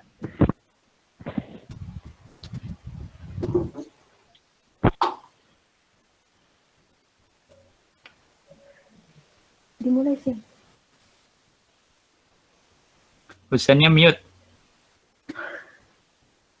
Cuman di sini pengerjaan sudah unmute, Pak. Aku sudah Ya, terdengar. udah. Ya, Halo. Ya, iya sudah. ya, kami dari kelompok 1 akan mempresentasikan hasil kami mengenai pengerjaan modul 3 tentang utang usaha. Yang pertama, kita melihat dari prosedur audit yang sudah ada di buku. Prosedur audit yang pertama ada minta daftar utang usaha, periksa saldo masing-masing kreditor ke buku utang, lakukan rekonsiliasi dengan saldo buku besar. Ya, di sini kami sudah membuat PowerPoint yang berisi tentang tata cara dan bukti-bukti. Ya, di sini untuk prosedur yang pertama kami temukan di buku 1 halaman 88. Pada halaman tersebut di situ pihak dari saudara Esther memberikan tentang daftar utang usahanya kepada PT Flora dan PT Yuki. Jadi untuk prosedur 1 terpenuhi. Kemudian untuk prosedur 2 akan dilanjutkan oleh teman saya. Baik, saya akan melanjutkan untuk prosedur yang kedua. Jadi, yang kedua ini menentukan saldo yang akan dikonfirmasi dan dikirimkan surat konfirmasi kepada kreditur. Nah, jadi menurut buku perusahaan Peta tadi, utang kepada Flora dan Yuki itu kan sebesar 186,5 juta untuk Flora dan 101 juta untuk Yuki. Angka tersebut itu yang akan kita kirimkan kepada dua perusahaan tadi pada tanggal 2 Januari 2013 untuk dikonfirmasi oleh kedua PT itu. Lalu ternyata dalam waktu kurang dari 10 hari, kedua PT itu sudah membalas konfirmasi dan hasilnya sebagai berikut. Nah, ini yang ada di slide yang di sebelah kiri. Bisa, mohon maaf saya potong Bella. Ya, Pak. Bisa tolong Siska print aja yang PPT-nya. Excelnya bisa dihilangkan dulu. Gimana, Pak? Yang ditampilkan yang PowerPoint-nya saja. Oh, Siska tolong, berarti Ya, nah, gitu. Oke. Oke, berarti jadi di slide keempat ini itu adalah tampilan dari bukti konfirmasi dari PT Flora. Bisa dilihat di buku 2 halaman 56 PDF atau 52 buku. Nah, dari situ bisa kita lihat bahwa Flora itu setuju utang PT Peta kepada Flora sebesar 186,5 juta per tanggal 31 Desember 2012. Jadi, nggak ada masalah dengan utang ke PT Flora. Kemudian, konfirmasi yang kedua itu adalah konfirmasi dari PT Yuki. Bisa dilihat di buku 2 halaman 57 PDF atau 52 buku. Dari sana bisa kita lihat bahwa Yuki memiliki catatan yang berbeda dengan catatan milik Peta. Menurut Peta 101 juta, tapi menurut Yuki 135,5 juta. Jadi ada selisih sebesar 37,5 juta. Catatan Peta kan lebih rendah dari catatan Yuki. Artinya ada utang Peta yang sudah dilunasi, namun menurut Yuki belum. Nah, ini nanti kita bisa lihat melalui bukti pengeluaran kas dan rekening koran dari bank. Nanti akan dijelaskan lebih lanjut oleh teman saya Siska. Kemudian kembali ke Excel yang M12. M12. Nah, Nah, di situ kita masukkan angka-angka hasil konfirmasi tadi. Ada satu konfirmasi yang cocok itu, dan ada satu konfirmasi yang dilaporkan selisih menurut pihak ketiga yang 138,5 juta dengan selisih 37,5 juta ini. Jadi total yang dikirim itu ada 2 konfirmasi dan semuanya terjawab. Jumlah konfirmasinya sebesar 287,5 juta dan itu adalah keseluruhan total utang usaha PT Peta kepada pihak ketiga. Kemudian persentase ini itu tadi adalah persentase terhadap total utang usaha. Begitu, Pak. Selanjutnya akan dilanjutkan oleh teman kita Siska. Kemudian berdasarkan prosedur audit yang ketiga itu adalah mencatat utang bersaldo debit dan memeriksa penyebabnya dan kredit sejak kapan terjadinya serta lakukan konfirmasi atas saldo tersebut. Ini tidak ada karena perusahaan biasanya mencatat saldo utang berdebit, utang bersaldo debit itu biasanya karena kelebihan bayar atau itu karena perusahaan punya banyak utang, tapi PT Peta itu hanya punya 2. Terus yang ini, yang nomor 4, memisahkan antara utang pada perusahaan afiliasi itu juga tidak ada, karena tidak ada keterangan di buku modulnya. Terus yang kelima, minta daftar mutasi penjual sebagai pelengkap atau pengganti surat konfirmasi. Ini nggak ada karena semuanya mengasih surat konfirmasi. Terus yang keenam, teliti setiap selisih yang ada antara balasan surat konfirmasi dengan saldo menurut utang. Yang ini ada di indeks MM1.1. Buktinya ini, jadi selisih yang hanya ada satu perusahaan yang selisih, yaitu PT Yuki.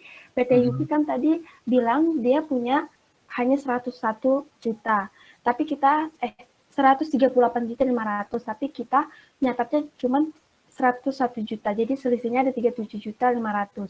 Terus kita cari apa yang menyebabkan itu selisihnya. Itu ternyata karena kesalahan dari PT Yuki-nya sendiri. Jadi di tanggal 28 Desember, ini ada di buku 1 halaman 110 di rekening koran Bank Bini. Sebenarnya PT Peta udah bayar pakai bilet giro per 28 Desember, tapi itu belum dicairkan sama PT Yuki-nya sendiri, sehingga selisih utangnya masih ada. Tuh. Terus prosedur audit berikutnya itu, bila konfirmasi tidak dijawab, maka lakukan alternatif prosedur memeriksa faktur. Itu kami tidak ada karena semua pihak tempat kita berhutang itu melakukan balasan surat konfirmasi. Terus yang ke-8, bila konfirmasi dilakukan tersaldo sebelum tanggal neraca agar mendapatkan keyakinan tentang kebenaran saldo utang usaha pada neraca, maka perlu dilakukan prosedur tambahan seperti minta daftar utang per tanggal. Ini juga tidak ada karena ya nggak ada, karena nggak ada di ininya Pak, karena nggak ada di penjelasan lebih lanjut di bukunya, di buku modul, di buku 1 ataupun buku 2. Terus yang ke-9, memeriksa persoalan lama yang belum terselesaikan. Ini juga nggak ada karena nggak ada keterangan tentang persoalan lama. Yang kemudian nomor 10, melakukan tes subsequent payment dan uji pisah batas atau tes cut off untuk pisah batas tanggal neraca. Ini buktinya ada di buku 1 halaman 88. Kalau si PT Peta itu sudah melakukan subsequent payment, auditor sudah melakukan subsequent payment dan sudah melakukan cut off. Cut-off-nya itu dari sini juga diambil dari subsequent payment-nya sendiri karena kebetulan tanggal untuk pembayarannya itu tanggal setelah neraca. gitu. Untuk PT Floranya 186.500.000 pada tanggal 14 Januari dan PT Yukinya itu 20 juta pada tanggal 7 dan 21 Januari. Sehingga nanti di MM2 ini gimana sih? Ini di MM1.1 pengeluaran setelah tanggal neraca ini kan berhubungan sama cut-off kan tadi aku bilang. Karena kebetulannya itu tanggal pembayarannya itu di periode berikutnya. Di si PT Flora kita tahu tadi kita baca di bukunya, di buktinya katanya memang benar 186.500.000 yang akan jatuh tempo. Terus di tahun depan. Terus kalau si PT Yukinya katanya 20 juta tapi tanggal 7 dan 21 sehingga totalnya itu 40 juta. Kalau yang perbedaan ini tuh perbedaan antara yang dikonfirmasi sama yang kita catat. Terus Sebentar, diulang sebelumnya, yang slide sebelumnya yang subsequent payment tadi, ini Pak. yang di PowerPoint-nya tadi. Ini. Di layar saya belum muncul, Siska. Oh iya. Ya, ini. Sebentar ya.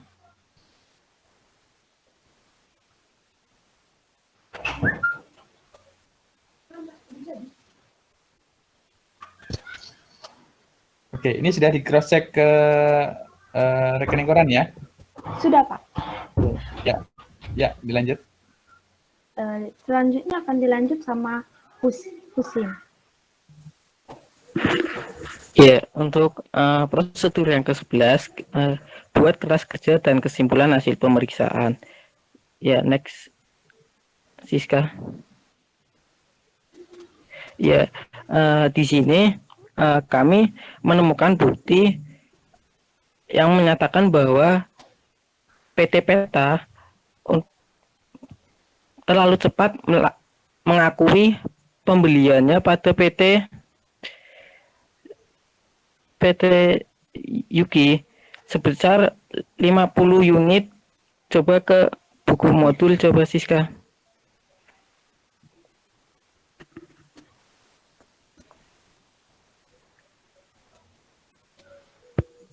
Wait.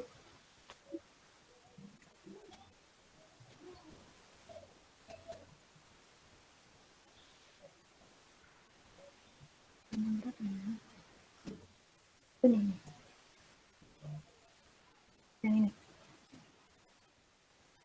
Ya, di sini PT Peta terlalu cepat mengakui pembelian melalui PT Yuki, di mana pembelian itu memiliki kuantitas sebesar 50 unit jenis barangnya yaitu medium comfort 160 cm dengan harga per unit 950.000.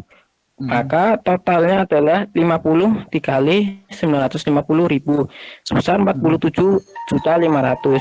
Nah, total ini belum termasuk PPN masukan. Jadi karena PPN masukan itu 10%, maka 10% dikali 47.500.000 yaitu sebesar 4.750.000. Maka total harga sebesar 52.250.000. Hal ini perlu kita koreksi karena PT Peta menerapkan FOB destination, namun pembelian itu belum sampai ke gudang, sedangkan PT Peta telah mengakuinya, maka terdapat jurnal koreksi. Usulan jurnal koreksi yaitu accounts payable sebesar 52.250 pada inventory sebesar 47.500 dan fed in atau PPN masukan sebesar 4.750.000. Terus kita lihat di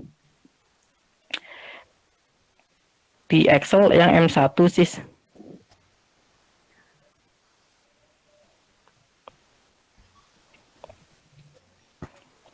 Ya, M1 sis. Ya, setelah kita melihat bukti dan mengajukan usulan koreksi, Di sini kita mengisi ke kertas kerja M1 dengan indeks. Di situ untuk PT Flora tidak terjadi kesalahan, artinya cocok, yaitu saldonya 186.500. Sedangkan untuk PT Yuki kita ketahui tadi PT Peta terlalu cepat mengakui pembeliannya sebesar 52.250 hingga mengakibatkan perbedaan. Dari sini kita tahu bahwa saldo utang per 31 Desember 2020 untuk PT Yuki adalah 48.750. Dan setelah kami melakukan seluruh rangkaian prosedur, kami mendapatkan kesimpulan. Kesimpulannya, menurut pendapat kelompok kami, saldo utang dagang telah disajikan secara wajar dan sesuai dengan standar akuntansi yang berlaku. Demikian Pak, atas presentasi dari kelompok kami. Mohon tanggapannya Pak. Diulang sedikit Mas, yang satu yang koreksi belum diterima ini tadi. Slide berapa tadi ya? 2 terakhir ya?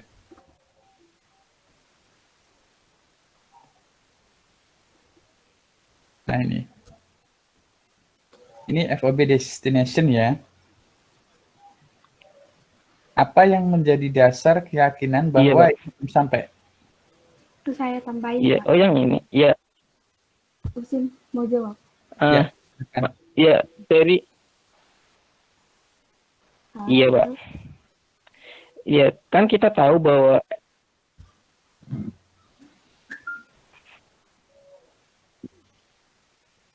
iya gimana Pak? Iya ya. Pertanyaannya Pak gimana Pak? Siska tadi mau menjawab? iya Pak, jadi aku tambahin jawaban Iya pertanyaannya kami. gimana Pak tadi Pak? Mohon maaf Pak, tadi terputus-putus. Ya Andri biar dijawab Siska dulu. Tempatnya Andri kan di lane. Halo, apakah suara saya terdengar?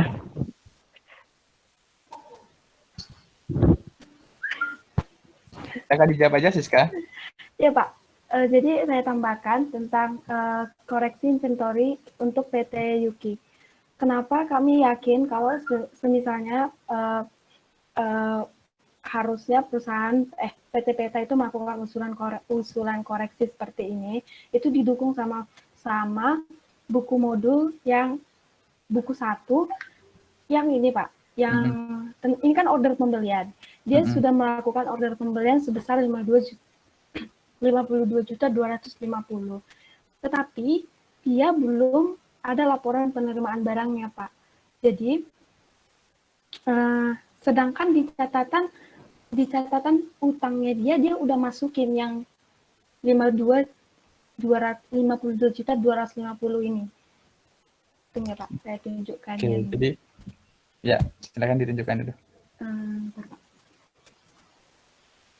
Yang ini PT Yuki Pak. Ini jadi dia udah masukin pembeliannya yang 52. Di zoom dalam Siska. Di zoom di situ. Ya. Jadi ini kan PT Yuki Pak. Dia itu udah masukin pembeliannya sebagai utang yang 52.250 Pak. Padahal di laporan penerimaan barangnya dia belum menerima, tapi dia udah terlalu cepat mengakui utang.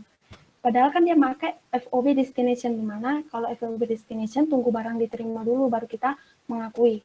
Seperti itu Pak. Makanya kami buat usulan koreksi. Ya. Sip. Udah selesai ya? Ini presentasinya ya? Iya Pak. Ya. Saya berikan kesempatan ke teman-teman. Ada yang mau klarifikasi, ada yang berbeda, ada yang judgement-nya nggak sama, silakan.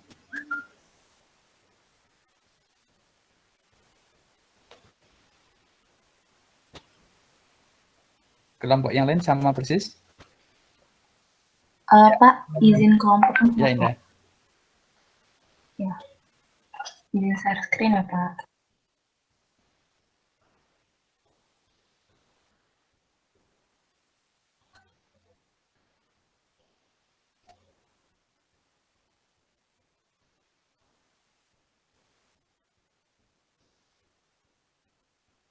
Sudah share screen Indah? Ya, udah. Baru muncul di tempat saya, sorry.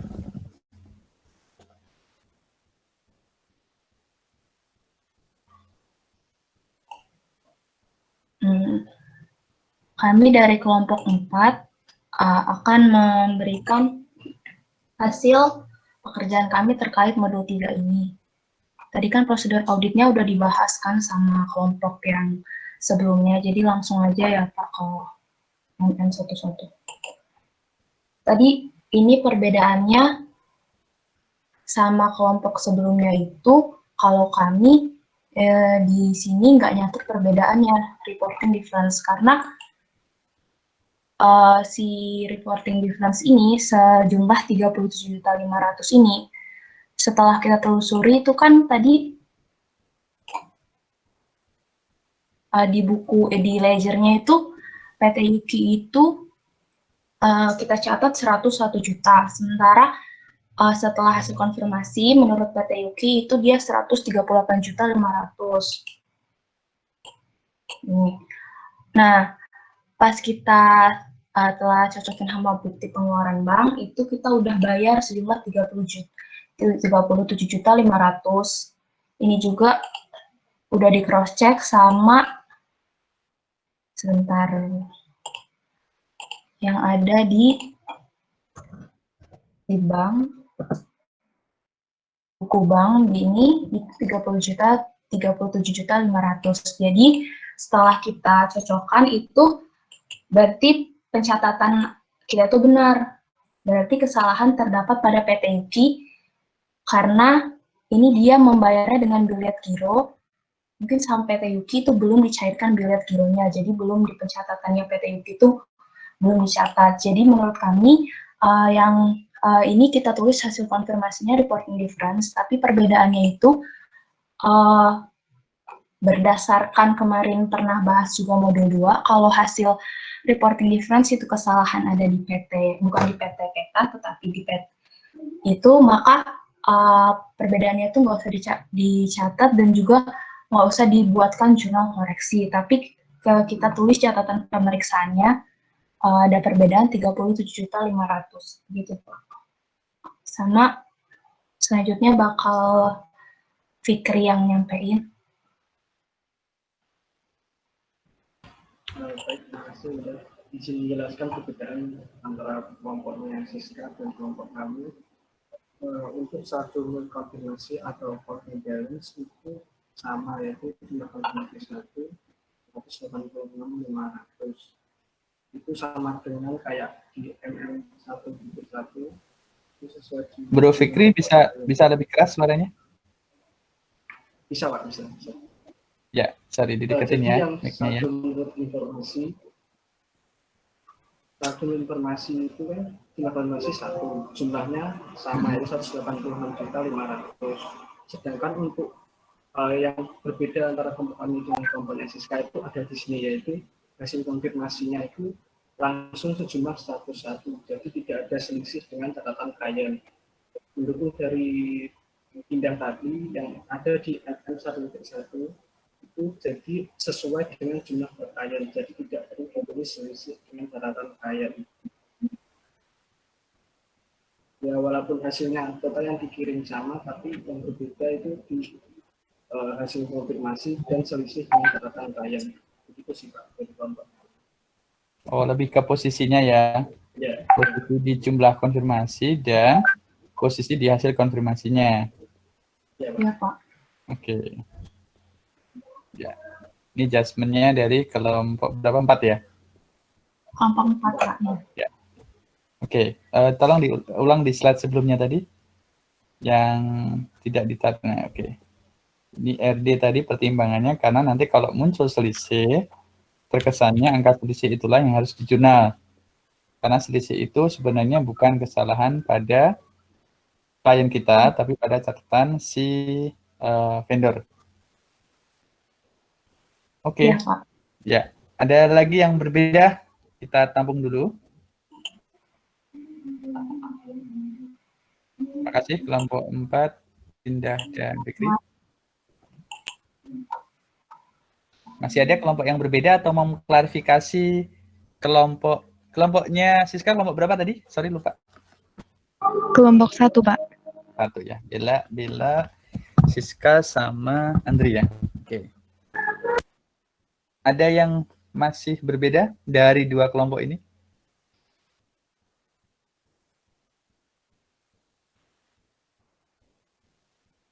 Nggak ada. Kelompok mana saja yang sama dengan kelompoknya Siska? Ini bukan untuk voting yang lebih besar, lebih menang nggak atau lebih benar nggak. Ini kan saya bilang itu judgement. Jadi judgement itu adalah mana yang mau disajikan, mau pendekatan. Kalau yang kemarin yang waktu kelompok kita membahas piutang, tadi yang dijelaskan Indah tadi ya. Jadi ketika ada reporting difference yang kita mengakui angka dari saldo konfirmasi, maka selisihnya dituangkan agar kita bisa memberikan jumlah koreksi atau ada dasar angka jumlah koreksi berdasarkan reporting difference itu.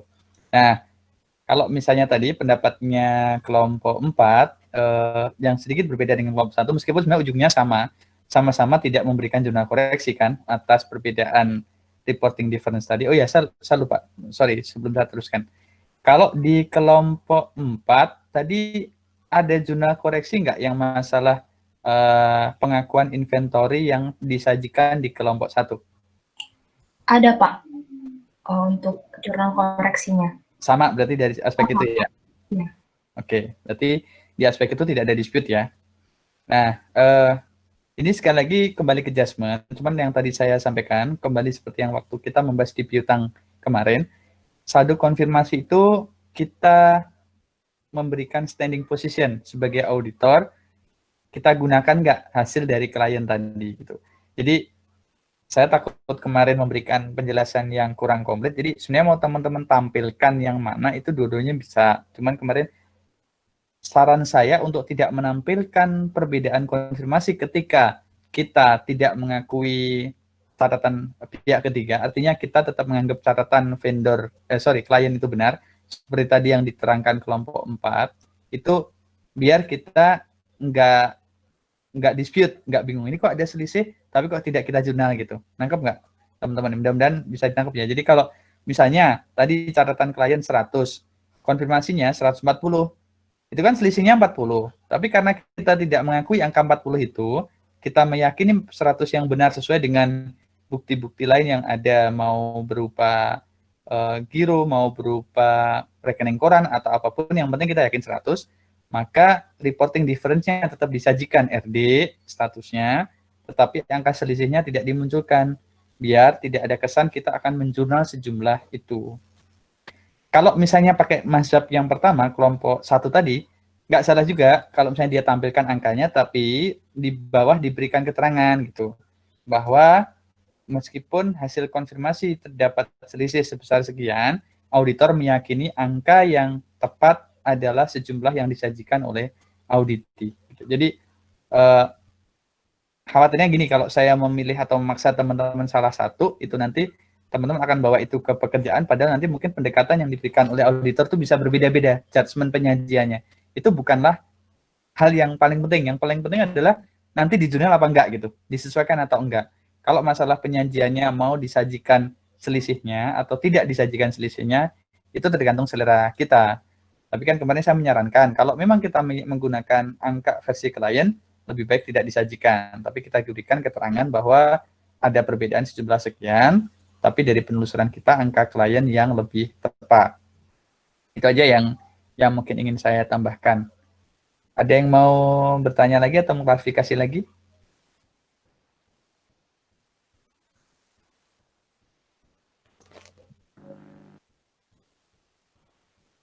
Yang ini relatif gampang karena sedikit kan ya, maksudnya tidak terlalu kompleks. Kemudian saya lihat juga case-nya nggak seruat yang piutang. Kalau piutang kemarin itu kan ruwetnya karena banyak dokumen pendukung dan yang diisi cukup banyak isian-isiannya. Tapi kalau yang ini menurut saya sih, apalagi teman-teman sudah melalui yang piutang kemarin, nggak terlalu susah lah harusnya.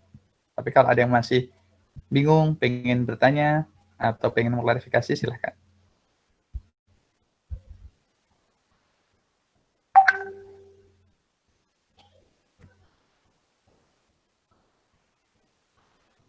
Cukup semuanya?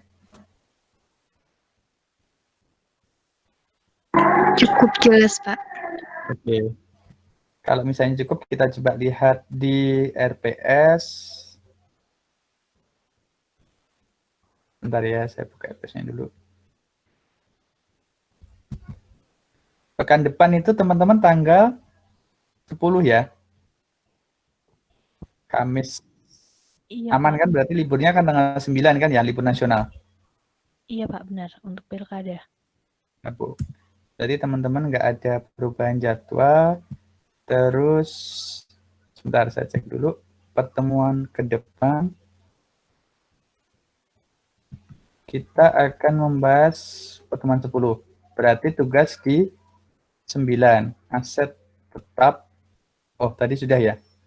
Berarti yang audit siklus personalia dan pengajian. Oke.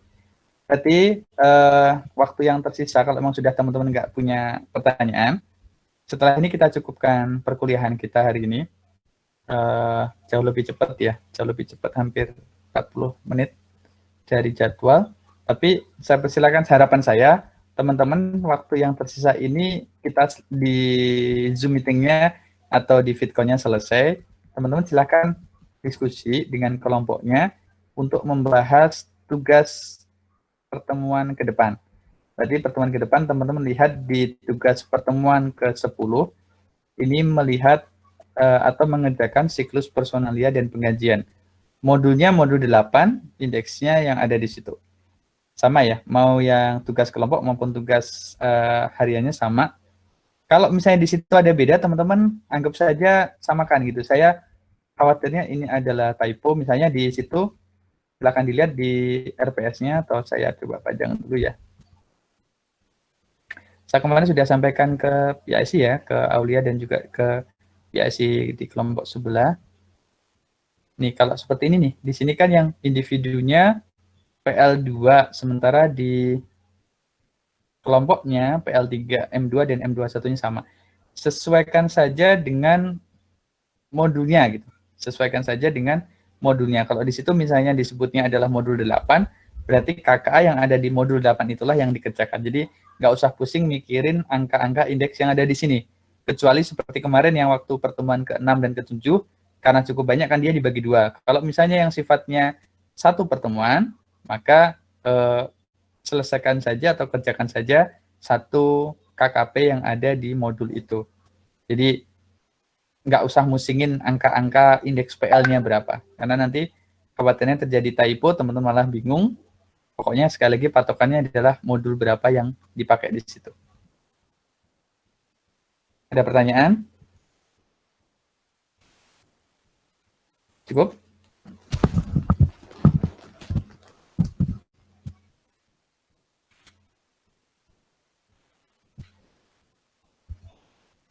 Baik ya, kalau memang tidak ada pertanyaan, sekali lagi bukan berarti kuliahnya selesai, tapi VidCon-nya yang kita selesaikan. Ya sama lah kayak ibaratnya di kelas, ini teman-teman sedang mengerjakan tugas kelompok, bisa buat waktu untuk nyicil, mau dibagi-bagi tugasnya, atau mau baca-baca dulu modulnya, silahkan. Nanti kalau misalnya ada yang bingung, boleh juga ditanyakan ke saya di chat, atau silahkan japri juga boleh. Oke. Terima kasih untuk kelompok 1 dan kelompok 4 yang sudah bersedia men-share hasil pekerjaannya. Sekali lagi, saya belum bisa janjiin ya hasil UTS-nya keluar kapan. Lagi deadline-nya cukup banyak, numpuk-numpuk. Mudah-mudahan Desember ini sebelum tahun baru, teman-teman sudah selesai saya koreksi, sehingga tahun depan kita ketemu, teman-teman sudah dapat nilai UTS-nya.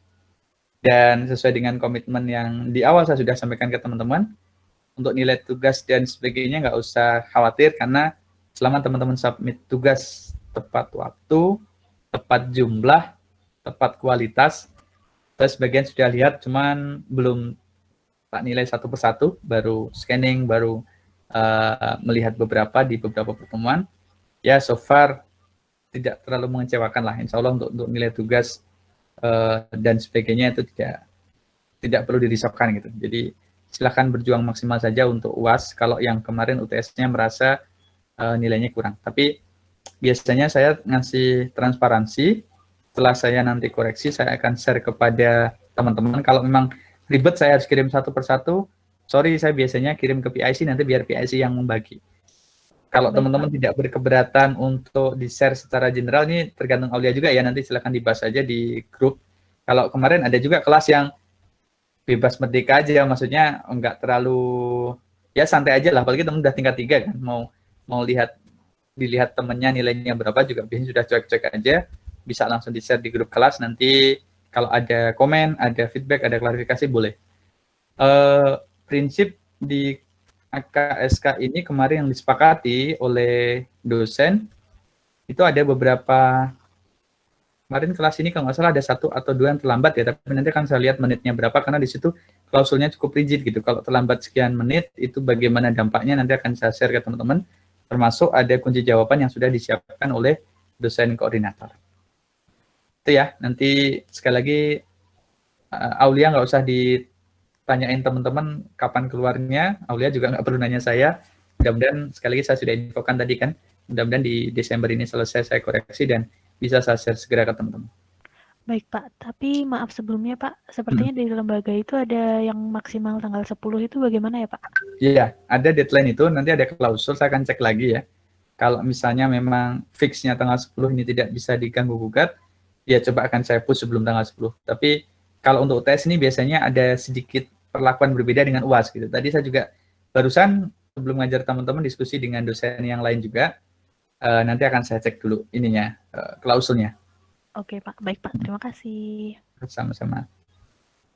Baik teman-teman, terima kasih banyak untuk pertemuan hari ini. Jaga kesehatan ya. Kawan-kawan saya di kantor, beberapa sakit, ada yang meninggal juga, dari mulai sesama auditor sampai yang sudah menjabat kepala perwakilan eselon 2. Saling mendoakan, saling mengingatkan, kalau misalnya memang nanti Desember libur panjang, jangan terlalu euforia untuk jalan-jalan, meskipun saya sendiri juga suka traveling kemana-mana gitu, cuman artinya protokolnya jangan sampai kendor gitu, jangan sampai lepas.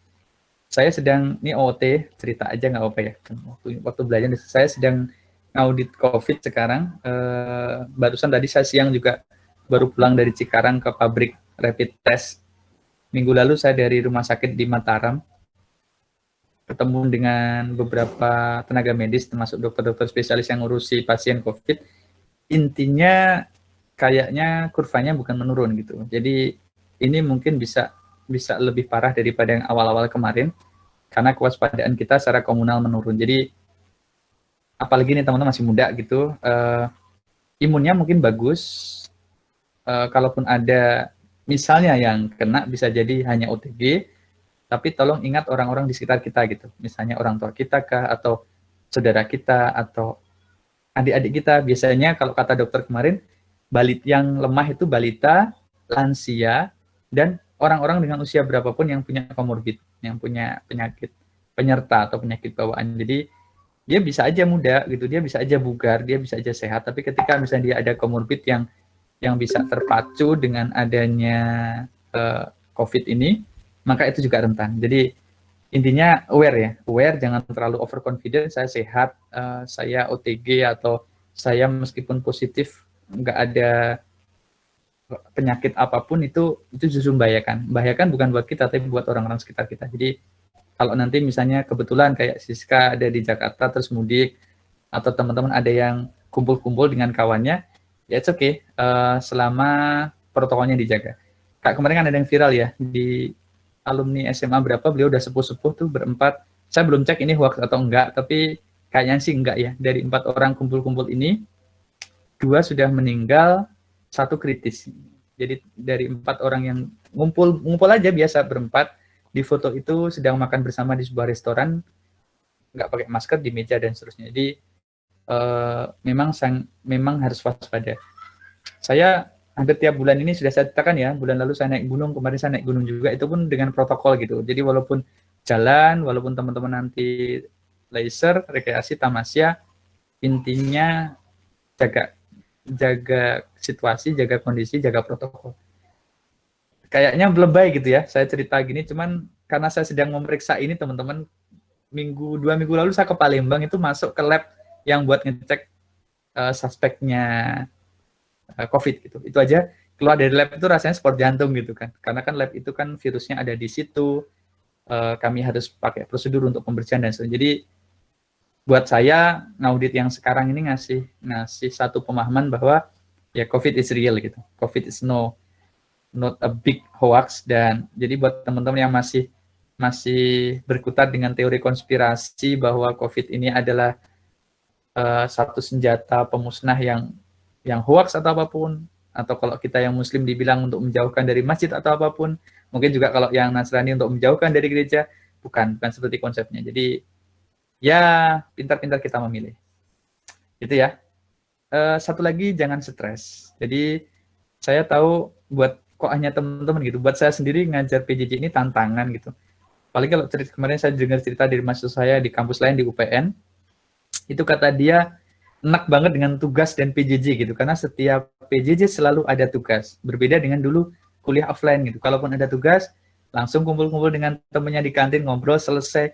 Mungkin sama-sama berat, bahkan effortnya kan kalau mereka orang-orang jauh, seperti teman-teman ya, harus ngekos jauh dari keluarga. Tapi kalau saya lihat nilai stresnya kemungkinan gitu, kayaknya lebih tertekan sekarang.